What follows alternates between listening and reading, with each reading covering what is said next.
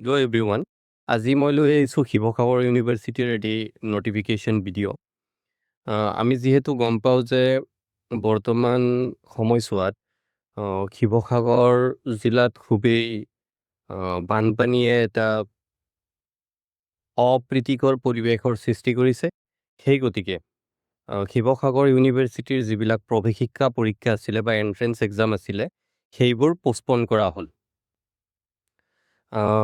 The notification of revised timelines of entrance test and admission PG and B.Ed to be circulated through the university website www.sivasagaruniversity.ac.in only.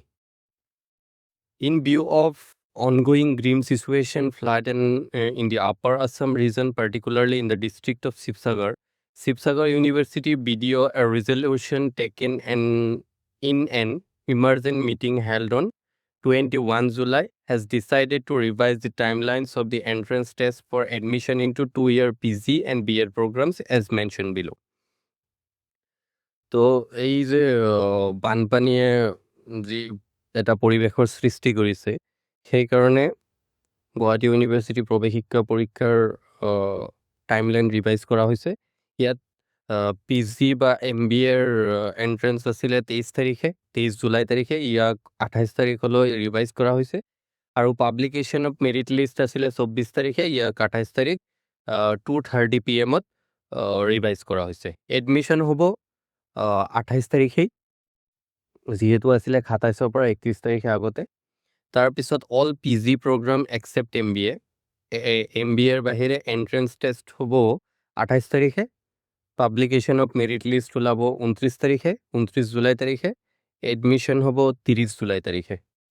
ইয়াৰ টাইমিংখিনি দিয়া আছে 10 বজাৰ পৰা আবেলি 4:30 তাৰপিছত আছে B.Ed পাঠ্যক্ৰমৰ এটা ৰিভাইজড গাইডলাইন।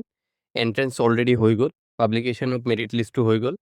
এডমিশ্যন একচুৱেলি আছিলে 23 জুলাই তাৰিখে, এতিয়া 31 জুলাইলৈকে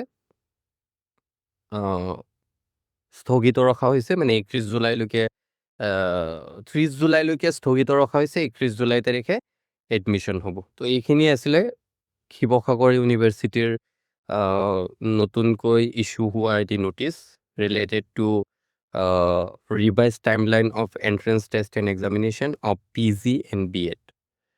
তো thank you so' much for ৱাচিং, এণ্ড যদি ভিডিঅ'টো ভাল লাগিছে চেনেলটো ছাবস্ক্ৰাইব কৰি ৰাখিব for further updates. Thank you so much for keeping your patience. Thank you.